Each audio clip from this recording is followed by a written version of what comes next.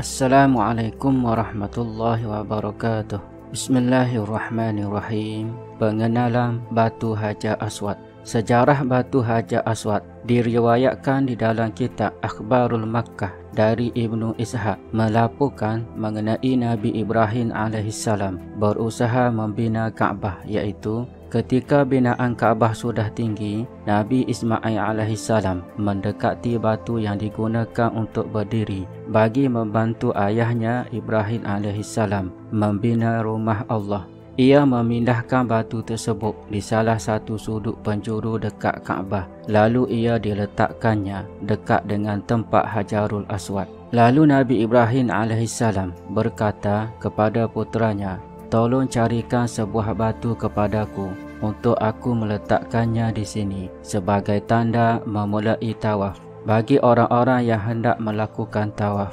Lalu Nabi Ismail alaihissalam segera beredar dari situ dan mencari batu yang diinginkan oleh ayahnya. Oleh kerana terlalu lama mencarinya dan tidak juga menemui batu yang hendak dicarinya, lalu Nabi Ismail alaihissalam kembali semula kepada ayahnya dan ia mendapati malaikat Jibril alaihissalam sudah mendatangi Nabi Ibrahim alaihissalam dengan membawa sebuah batu Hajar Aswad. Batu Hajar Aswad tersebut sememangnya telah dijagai oleh Allah Subhanahu Wa Taala di salah satu gunung, iaitu Abu Qubais, setelah dia menenggelamkan bumi pada zaman Nabi Nuh alaihissalam, seraya berpesan kepada malaikat Jibril alaihissalam, iaitu, "Jika nanti kamu melihat kekasihku Ibrahim membina rumahku, maka berikanlah batu itu kepadanya." Kemudian, sebaik sahaja Nabi Ismail alaihissalam tiba, beliau merasa hairan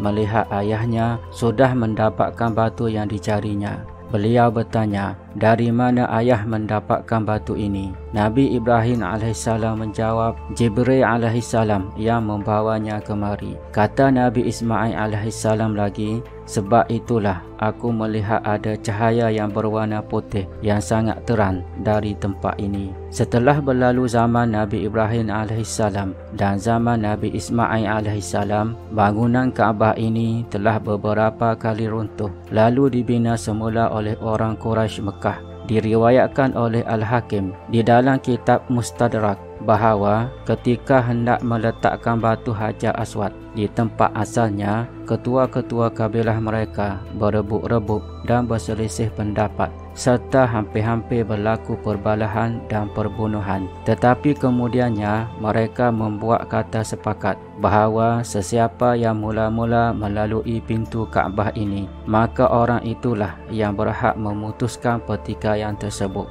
Sebaik sahaja Nabi SAW melalui pintu tersebut, mereka menyambutnya dengan gembira dan mereka berkata, "Nah, inilah dia orangnya yang boleh dipercayai. Wahai Muhammad, kami dengan ikhlasnya meminta kamu yang memutuskan masalah kami ini." Kemudian Rasulullah SAW menyuruh diambilkan sehelai kain 4 persegi lalu dibentangkannya dan beliau meletakkan Hajar Aswad ke atas kain tersebut. Selanjutnya beliau menyuruh seorang daripada pemimpin setiap kabilah supaya memegang bahagian hujung kain tersebut lalu mengangkatnya. Setelah itu beliau mengangkat Hajar Aswad dan meletakkannya di tempat yang telah ditentukan. Peristiwa ini berlaku pada hari Isnin. Seterusnya, batu Hajar Aswad ialah batu yang berasal dari syurga dan pada asalnya ianya berwarna putih,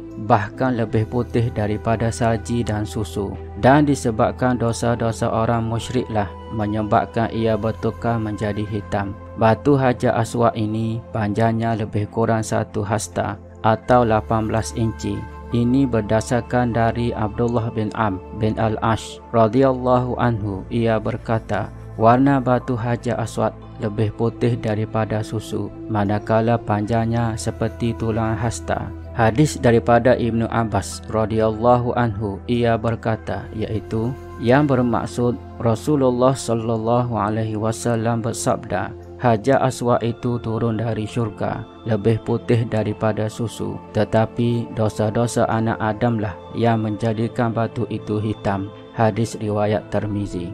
Di dalam kitab At-Tarikh Al-Qawim jilid 3 ada menyebutkan bahawa bangunan Kaabah pernah roboh akibat banjir pada tahun itu. Pada masa itu, Iman Ibn Ghalam adalah salah seorang yang menyaksikan Kaabah dibina kembali. Ia melihat bahawa warna Hajar Aswad yang tertutup oleh binaan Kaabah adalah warna putih, seputih batu makam Nabi Ibrahim AS. Panjangnya adalah 1 hasta atau lebih kurang 18 inci, manakala lebarnya ialah sepertiga hasta atau 6 inci dan tebalnya 20 inci. Serta bahagian luarnya terdapat lapisan-lapisan halus dari perak. Seterusnya, kedudukan Hajar Aswad yang sebenarnya di dalam binaan Kaabah, manakala yang kelihatan itu adalah bahagian kepalanya sahaja yang sudah berwarna hitam disebabkan oleh dosa-dosa yang dilakukan oleh orang-orang musyrik, dan yang tertanam di dalam binaan Kaabah adalah berwarna putih. Seterusnya, sebahagian peristiwa yang berlaku ke atas Hajar Aswad. Di antaranya ialah yang pertama, pernah berlaku 2 kebakaran di Baitul Haram, iaitu pada zaman orang Quraisy sebelum Islam dan pada zaman Islam. Pada zaman sebelum Islam, kebakaran di Baitul Haram menyebabkan Hajar Aswad turut terbakar dan menyebabkan Hajar Aswad menjadi hitam. Kemudian pada zaman Islam, iaitu pada masa Abdullah bin Zubair radhiyallahu anhu, yang mana Kaabah masa ini terbakar dan Hajar Aswad turut terbakar dan menyebabkan ia terbelah 3. Kejadian ini berlaku disebabkan dikepung oleh Al-Hashim bin Numair Al-Kindi. Lalu Abdullah bin Zubair radhiyallahu anhu menyambungkannya belahan tersebut dengan perak, dan beliaulah orang yang pertama dalam sejarah yang menyambungkan Hajar Aswad. Yang kedua, pada zaman Khalifah Harun Al-Rashid, yang mana perak yang terdapat pada Hajar Aswad mengalami keretakan, menyebabkan ia hampir tertanggal. Lalu pada tahun 188 Hijrah, Khalifah Harun Al-Rashid mengarahkan Gubernur Mekah untuk membaikinya, iaitu bahagian Hajar Aswad yang retak tersebut, sehinggalah pada tahun 240 Hijrah. Yang ketiga, pada tahun 317 Hijrah, berlakunya peristiwa yang dikenali dengan penyerbuan kaum Karamitah ke atas Masjidil Haram. Mereka secara terang-terangan mengajak manusia supaya memusuhi Allah Subhanahu wa Ta'ala. Seorang pemimpin dari Bahrain, iaitu yang bernama Abu Tahir Al-Kirmiti, bersama-sama dengan 900 orang tenteranya telah menyerbu Masjidil Haram dan membuat kerosakan di sekitarnya dan membunuh lebih kurang 30,000 orang penduduk Mekah di beberapa tempat. Dan Abu Tahir berterusan membuat kerosakan, dan sehinggalah ia datang kepada Hajar Aswad dan memukulnya sehingga pecah, serta mencabut Hajar Aswad di Kaabah dan membawanya ke Bahrain. Perbuatan Abu Tahir ini dilakukan supaya ibadah haji dilakukan di Bahrain dan tidak lagi di Mekah. Akan tetapi pada tahun 339 Hijrah, Hajar Aswad dikembalikan semula ke tempat asalnya di Mekah setelah Abu Tahir meninggal dunia. Pengembalian Hajar Aswad ke Mekah diketuai oleh Samba bin Hasan Al-Kirmit, dan beliau sendiri bersama-sama menyertai penghantaran Hajar Aswad ke Mekah. Kemudian beliau sendiri meletakkan Hajar Aswad di tempat asalnya. Lalu beliau berkata, "Kami mengambilnya dengan kekuasaan Allah dan mengembalikannya dengan kehendak Allah." Seterusnya, sebahagian kelebihan dan keistimewaan Hajar Aswad.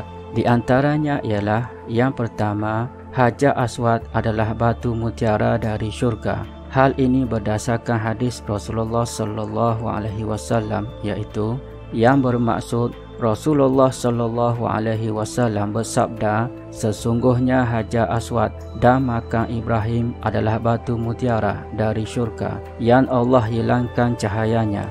Seandainya Allah tidak menghilangkan cahayanya, maka keduanya dapat menyinari apa yang berada di antara timur dan barat." Hadis riwayat Tirmizi. Yang kedua, Hajar Aswad berasal dari syurga yang memancarkan cahaya putih, kemudian dihilangkan oleh Allah Subhanahu wa Ta'ala dengan sebab dosa-dosa manusia. Hal ini berdasarkan hadis Rasulullah sallallahu alaihi wasallam, iaitu daripada Ibnu Abbas radhiyallahu anhu, ia berkata, iaitu yang bermaksud Rasulullah sallallahu alaihi wasallam bersabda, Hajar Aswad itu turun dari syurga lebih putih daripada susu, tetapi dosa-dosa anak Adam yang menjadikan batu itu hitam. Hadis riwayat Tirmizi. Yang ketiga, kemuliaan Hajar Aswad kerana pernah Rasulullah sallallahu alaihi wasallam menciumnya. Hadis dari Umar radhiyallahu anhu, iaitu yang bermaksud dari Umar radhiyallahu anhu, dia mendatangi Hajar Aswad lalu menciumnya dan berkata, aku tahu bahawa kamu adalah batu yang tidak bermanfaat dan tidak pula membahayakan. Seandainya aku tidak melihat Rasulullah sallallahu alaihi wasallam menciummu, maka aku tidak akan menciummu. Yang keempat, pada hari kiamat Hajar Aswad akan menjadi saksi kepada sesiapa yang pernah menciumnya. Hal ini berdasarkan hadis Rasulullah sallallahu alaihi wasallam, iaitu yang bermaksud Rasulullah sallallahu alaihi wasallam bersabda mengenai Hajar Aswad, demi Allah, pada hari kiamat Allah benar-benar akan membangkitkannya dalam keadaan mempunyai dua mata yang boleh melihat dan lisan yang boleh berbicara, dan ia menyaksikan orang yang menyentuhnya atau menciumnya dengan benar. Hadis riwayat Tirmizi dan Ibnu Hibban. Seterusnya, hukum-hukum yang berkaitan dengan Hajar Aswad. Di antaranya ialah yang pertama, disunatkan mencium Hajar Aswad sebagaimana hadis di atas. Yang kedua, disunatkan mengusap Hajar Aswad ketika memulai tawaf. Ini berdasarkan hadis Rasulullah sallallahu alaihi wasallam, iaitu dari Jabir radhiyallahu anhu, ia berkata mengenai sifat atau tata cara haji Rasulullah sallallahu alaihi wasallam, sebaik sahaja sampai di Kaabah beliau terus mengusap Hajar Aswad lalu berjalan cepat sebanyak 3 kali pusingan. Hadis riwayat Muslim. Yang ketiga, mengusap Hajar Aswad dengan tongkat atau dengan isyarat tangan. Hadis daripada Imam Muslim, iaitu maksudnya Abu Tufail radhiyallahu anhu, ia berkata, aku pernah melihat Nabi sallallahu alaihi wasallam melakukan tawaf di Kaabah dan mengusap Hajar Aswad dengan menggunakan tongkat yang dibawanya. Kemudian beliau mencium tongkatnya. Yang keempat, mengangkat tangan sebagai isyarat jika tidak dapat mengusap Hajar Aswad. Yang kelima, berebut mengusap dan mencium Hajar Aswad tanpa mengganggu orang lain. Hal ini berdasarkan hadis Rasulullah sallallahu alaihi wasallam, iaitu yang bermaksud dari Zubair bin Arabi, ia berkata, seorang lelaki bertanya kepada Ibnu Umar radhiyallahu anhu tentang masalah mengusap Hajar Aswad. Ibnu Umar radhiyallahu anhu menjawab, aku pernah melihat Rasulullah sallallahu alaihi wasallam biasanya mengusap dan menciumnya. Lelaki itu bertanya lagi, walaupun harus berebut? Ibnu Umar radhiyallahu anhu menjawab, ya, walaupun harus berebut. Yang jelas, aku pernah melihat Rasulullah sallallahu alaihi wasallam sering kali melakukan hal tersebut. Hadis riwayat Bukhari. Yang kelima, bacaan takbir ketika berada berdekatan dengan Hajar Aswad atau apabila memberi isyarat kepadanya. Hal ini berdasarkan hadis Rasulullah sallallahu alaihi wasallam, iaitu yang bermaksud dari Ibnu Abbas radhiyallahu anhu bahawa Rasulullah sallallahu alaihi wasallam melaksanakan tawaf di Kaabah Baitullah di atas untanya, dan setiap kali sampai pada Ar-Rukun, iaitu Hajar Aswad, beliau memberi isyarat kepadanya dengan sesuatu yang ada di tangan beliau lalu bertakbir. Hadis riwayat Bukhari. Sekian, wallahu a'lam.